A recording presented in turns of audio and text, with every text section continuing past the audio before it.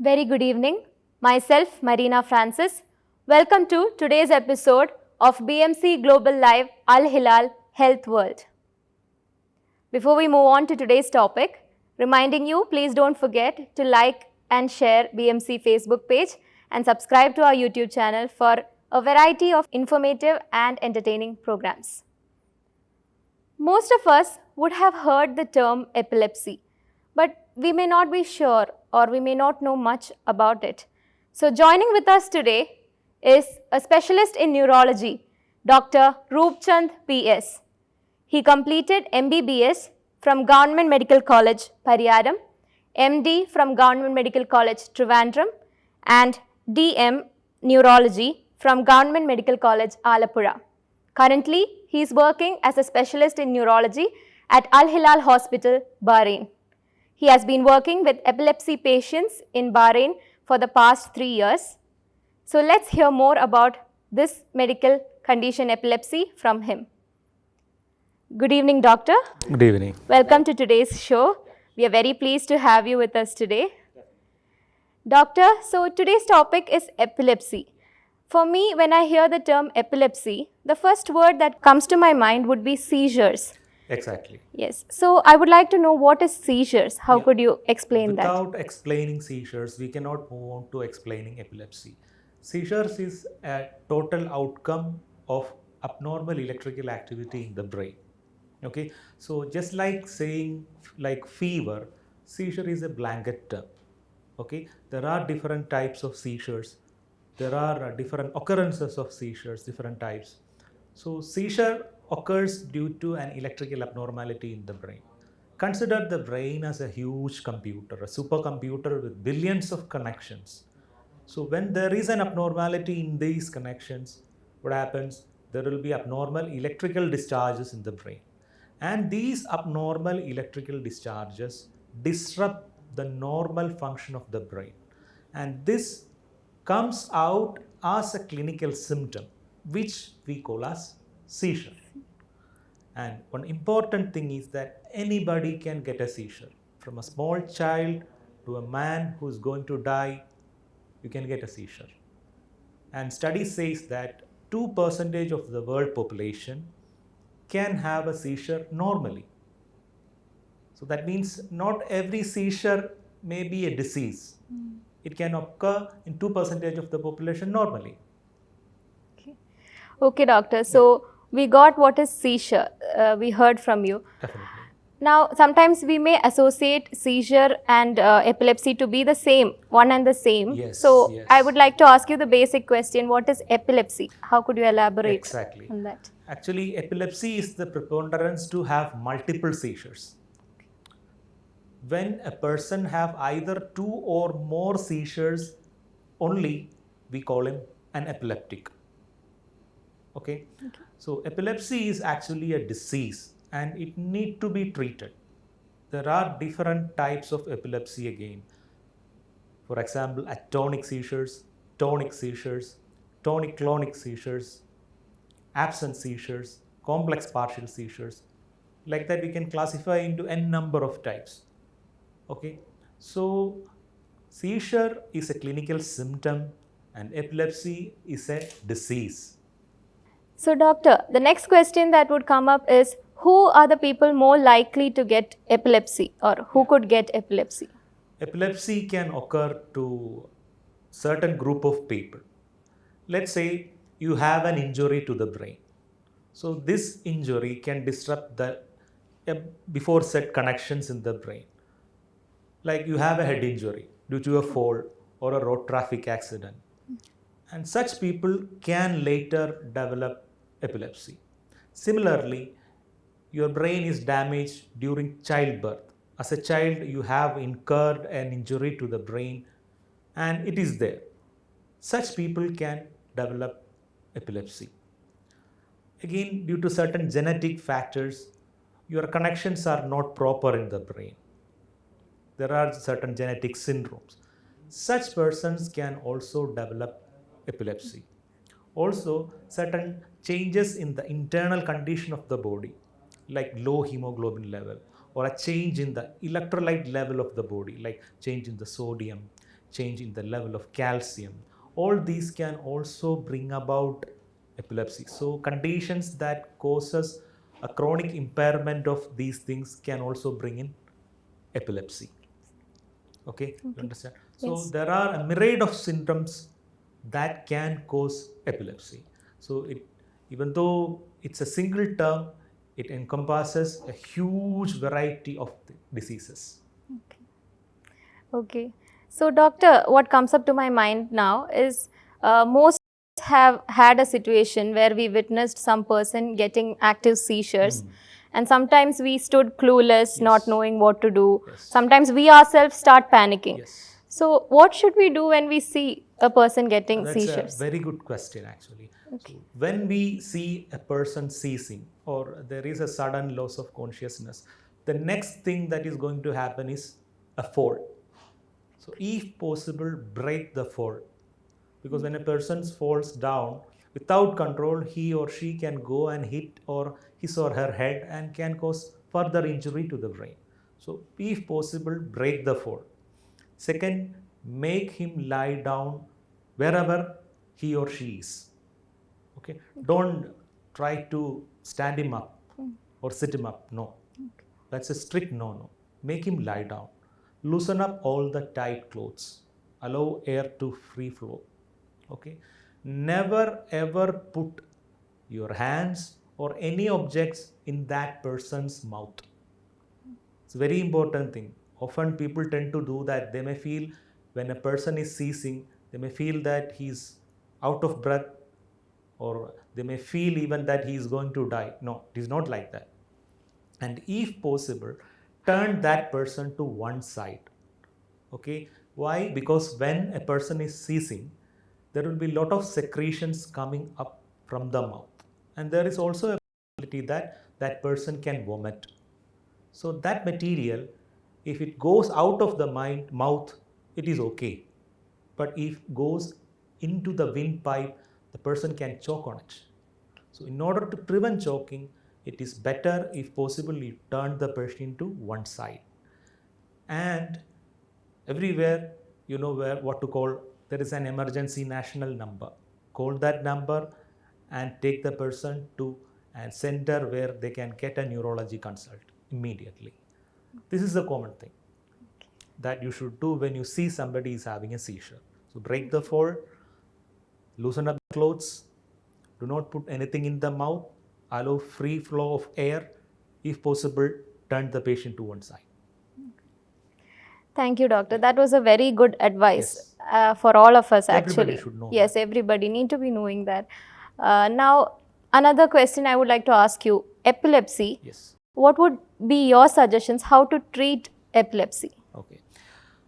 See, if you are having frank seizure, somebody have witnessed that, because the person having the epilepsy will not have any memory of the event.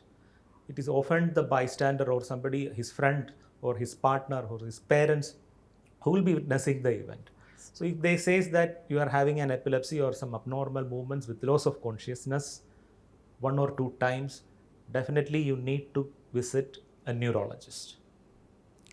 Usually he does 2 kinds of investigations on that person. One is a scanning of the head, so that the neurologist will come to know whether there is any gross abnormality of the brain, for example like a tumor or a stroke. Okay. Second thing, he is going to do an electrical study of the brain. This study is called electroencephalogram. So they will be attaching a lot of wires over the head, and there will be a recording of the brain activity, which is usually for 20 minutes to 1 hour. And this is interpreted by a neurologist, and based on that we can say what kind of epilepsy, and sometimes we use this EEG also to modify the treatment also. So these are the tests usually done by the neurologist. And one important thing is that the diagnosis of epilepsy is made on the clinical history. Okay, it is not through the testing. So when you are going to visit the neurologist, it is very important that if you can bring the person who have witnessed the event, and that person could give the neurologist a detailed description of the events, it will be much helpful, even better than these investigations that I have told before. That is the most important thing. Once you are diagnosed with epilepsy, it is important that you take the proper medication for the proper duration of time. This is also very important. Okay. So the usual duration of treatment of any kind of epilepsy is 4 years time, 3 to 4 years time. So you have to take this medication correctly, continuously for 3 to 4 years, and you have to be under follow up at regular intervals, doing whatever test your neurologist requests. And also you have to make certain lifestyle modifications also, because as we all know, brain is a huge computer. So anything that burdens the brain can bring in a seizure, like you not having enough sleep, you not taking your meals correctly, that resulting in a low blood sugar, you having too much physical or mental stress, or you're abusing alcohol, or you have any other conditions which is not well managed. You are a hypertensive, you are a diabetes, and it is not managed. So this is a metabolic stress to the body and the brain. So this can also bring in seizures.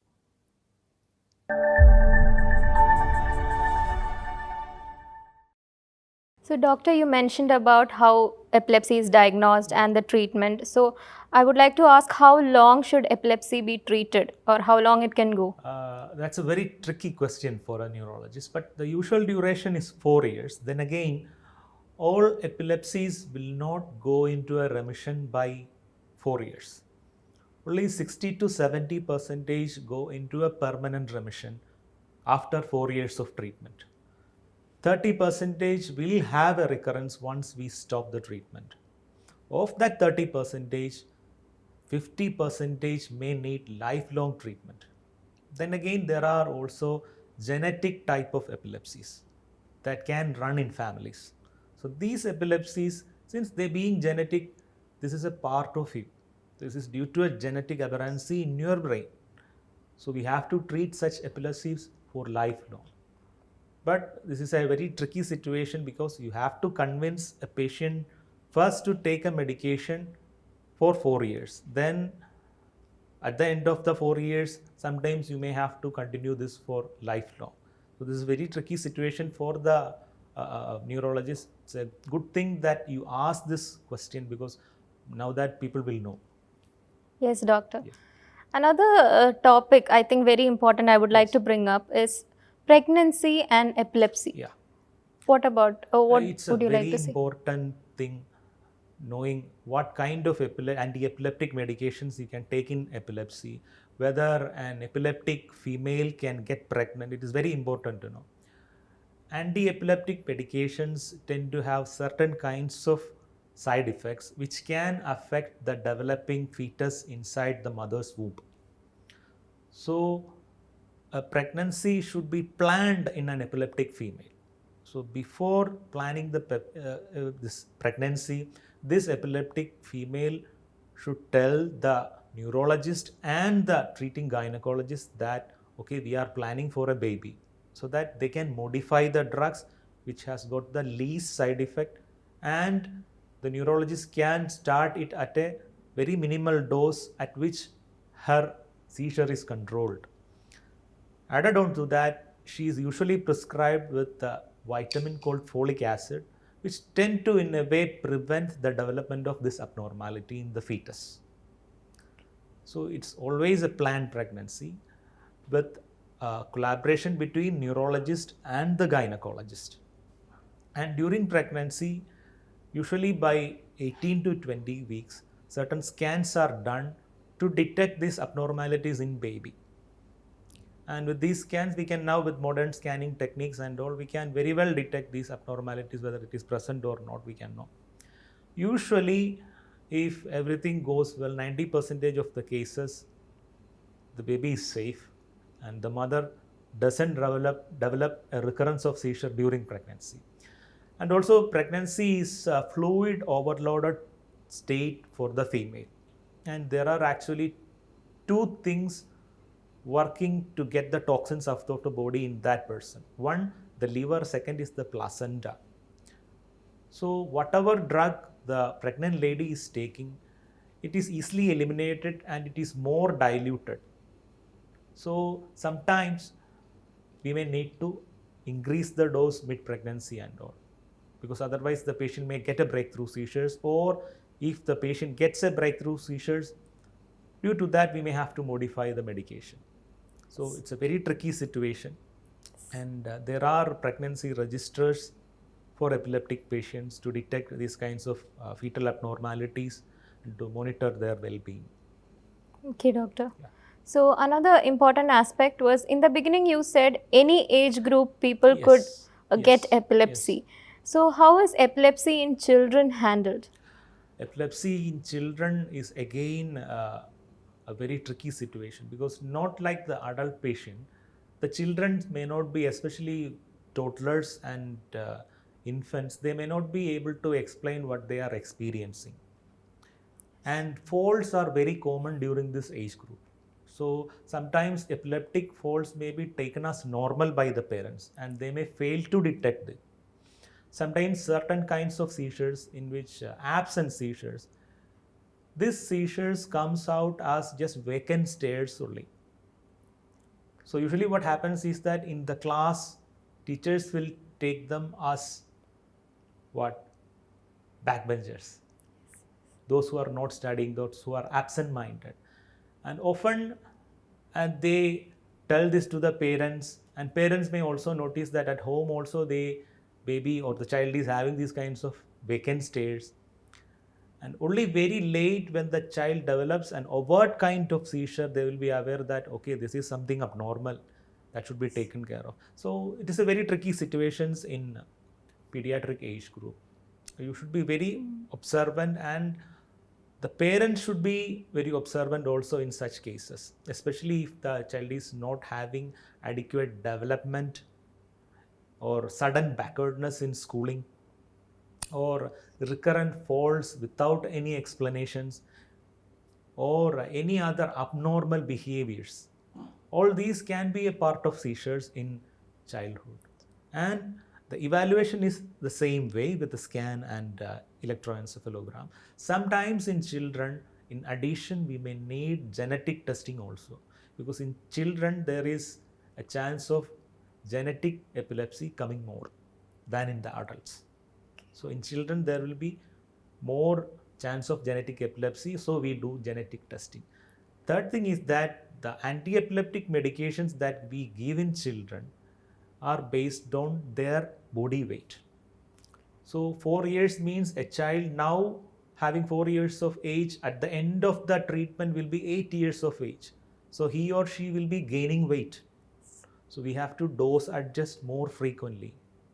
And most of these drugs may have some sort of effect on the child in the form of increased sedation, difficulty in studies. So that should be also managed along with the treatment. So it's a difficult situation, but it is now that modern medicine have got an armamentarium of new anti-epileptic drugs with which we can effectively manage any type of epilepsy. Okay. So I understand, doctor, there are many difficulties associated with this disease. So the most important question I would feel is how to prevent epilepsy. Epilepsy prevention is a very important thing. First thing, especially in our kind of situation, like a country like India, preventing head injuries is the most important way of preventing epilepsy. Okay, post-traumatic epilepsies are very common in India. So the best thing will be, if you're riding, if you're using a motorcycle for commute, wear your helmets. Okay, wear your safety helmets. Okay. Second thing, avoiding birth asphyxia or intrapartum asphyxia. That means deficiency of oxygen or birth injuries to the brain during delivery or in the womb. This can be due to malnutrition, this can be due to abnormal fluid in the womb, this can be due to certain conditions affecting the baby. So preventing that will prevent a baby being born with an injury to the brain. We can now test the baby inside mother's womb for genetic conditions also. It's called PUBS, per umbilical blood sampling. By 18 to 16 weeks, we can take the blood from the umbilicus of the baby inside the mother, and we can test for genetic epilepsies if the mother or father of the baby is having or diagnosed with a genetic epilepsy case. And in a way that we can also know whether the child is going to have this kind of genetic epilepsy. So modern medicine is expanding and more preventive methods are coming. So let's hope it comes up with more methods to prevent epilepsy. Yes, doctor, that was a very useful point that you mentioned in the last question. I think with that note, we could come to the end of this episode. Thank you very much, doctor, for spending your valuable time with us. We are very happy and hope all of you viewers found this episode useful. So until we meet next time, this is Marina Francis signing off. Stay healthy, stay happy. Good night.